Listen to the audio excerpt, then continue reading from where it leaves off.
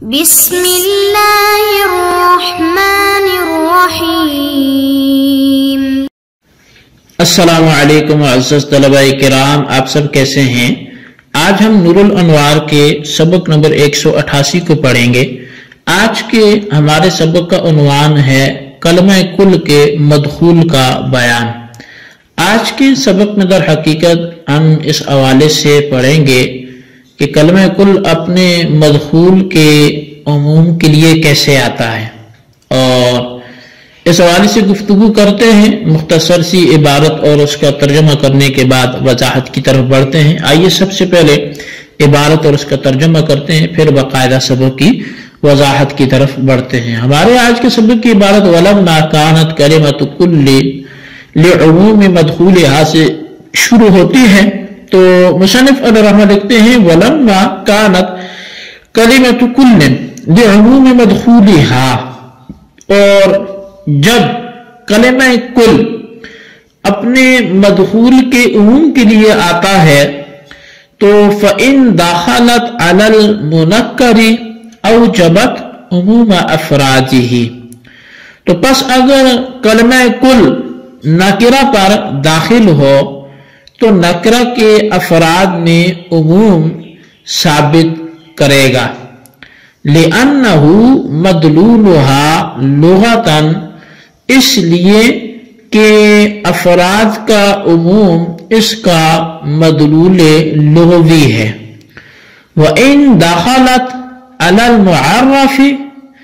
أَوْجَبَتْ عُمُومَ أَجْزَائِهِ، اور اگر کلمہ کل معرف پر داخل ہو تو پھر وہ اس کے اجزاء کے عموم کو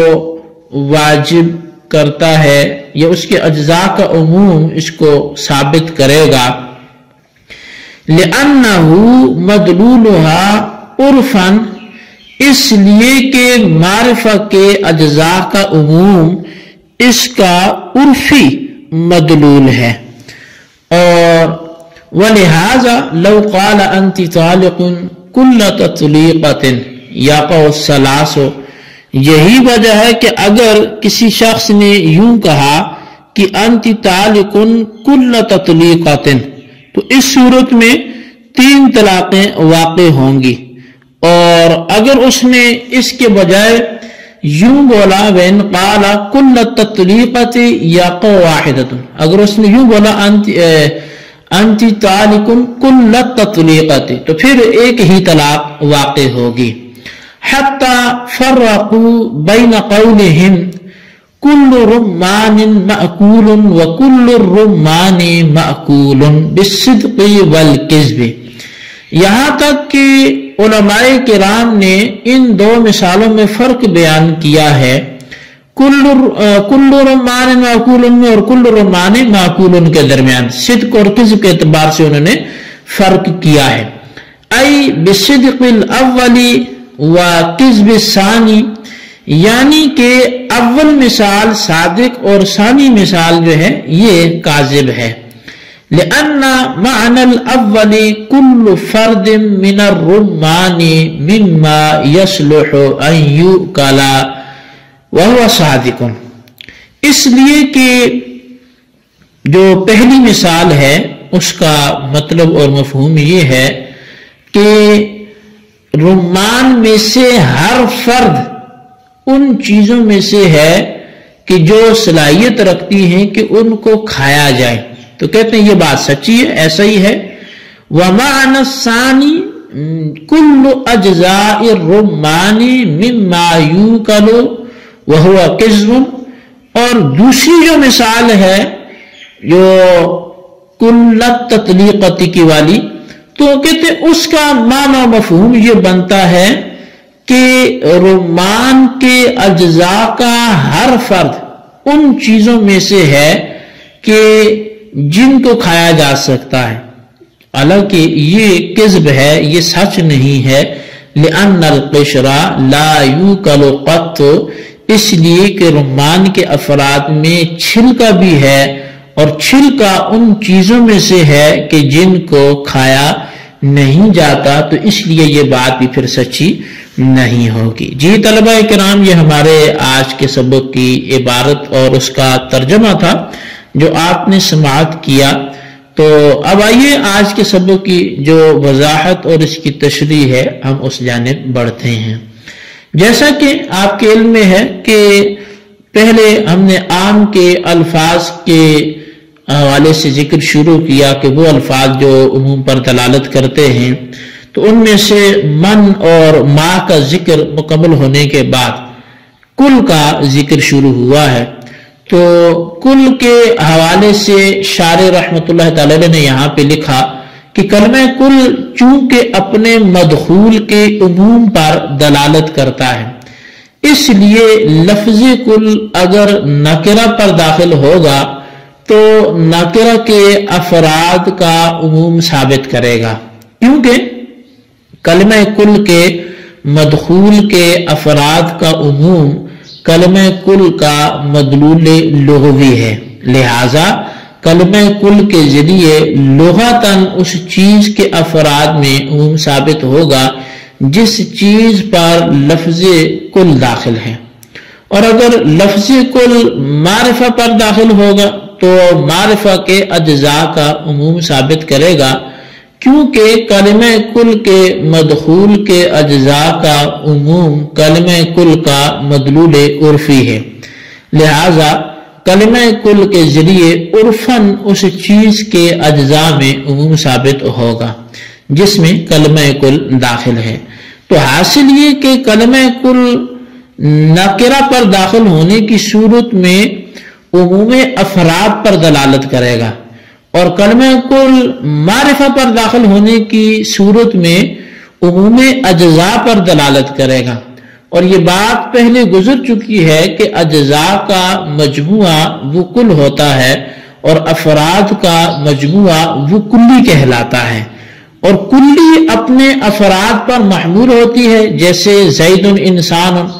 مگر کل اپنے اجزاء پر محمول نہیں ہوتا جیسے ید خالد نہیں کہا جاتا۔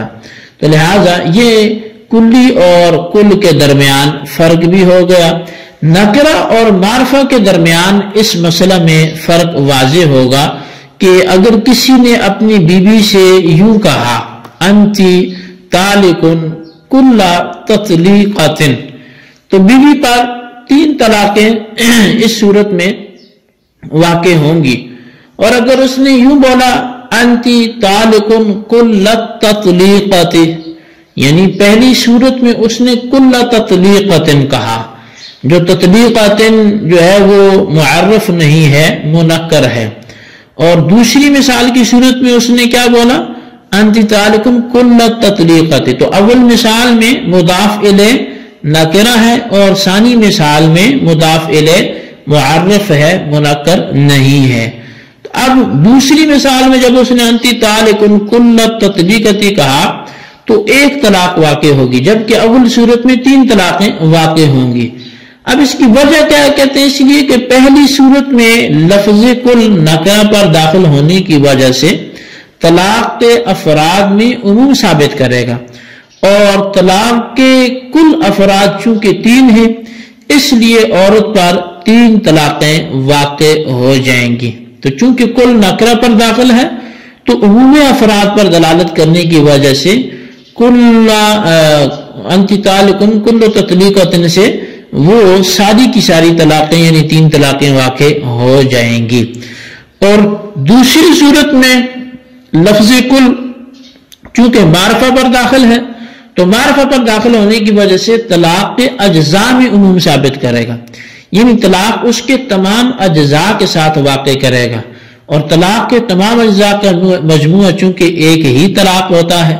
اس لیے اس صورت میں عورت پر 1 طلاق واقع ہوگی۔ اسی نکرہ اور معرفہ کے درمیان فرق کرتے ہوئے مصنف علیہ رحمہ نے کہا کہ اگر کسی شخص نے کل رمان معقول کہا تو یہ درست ہے، اور اگر کل رمان معقول کہا تو یہ جھوٹ ہوگا۔ اس کی وجہ یہ ہے کہ جو پہلی صورت ہے یعنی کل رمان معقول والی، تو اس میں نکرہ پر کل داخل ہونے کی صورت میں معنی یہ ہوں گے کہ انار کا ہر فرد کھایا جاتا ہے، اور یہ بالکل درست ہے، ہر انار کا فرد جو ہے ہر انار کھایا تو جا سکتا ہے۔ اور دوسری صورت میں یعنی جب معرفہ پر کل داخل ہے کل الرمان معقول، تو اس صورت میں معنی یہ ہوں گے کہ انار کے تمام اجزاء کھائے جاتے ہیں، اور یہ بات بالکل غلط اور جھوٹ ہے، کیونکہ انار کا جز اس کا چھلکا بھی ہے جبکہ وہ تو نہیں کھایا جاتا۔ تو لہٰذا کل کا مدخول جب منکر ہو تو اس میں عموم افراد، اور جب کل کا مدخول معرف ہو تو پھر عموم اجزاء پر دلالت کرتا ہے۔ یہ ہم نے آج کی گفتگو میں سمجھا ہے، اس کو اچھی طرح آپ بھی خلاصہ اس کا سمجھیں اور رجسٹر پر لکھیں، بالخصوص ان سوالات کے جوابات دیں۔ سوال نمبر 1 یہ ہے کہ انتی طالقن کل تطلیقۃ اور انتی طالقن کل تطلیقۃ میں فرق واضح کریں۔ اور دوسری میں سوال نمبر 2 یہ ہے کہ اگر کسی شخص نے یہ کہا کہ کل الرمان معقول، تو یہ صدق ہوگا یا کذب، دونوں صورتوں میں وجہ بیان کریں۔ اللہ تبارک و تعالیٰ سے دعا ہے جو کچھ ہم نے پڑھا سنوں سے یاد رکھنے کی توفیق نصیب فرمائے، آمین بجاہ النبی الامین صلی اللہ علیہ وسلم۔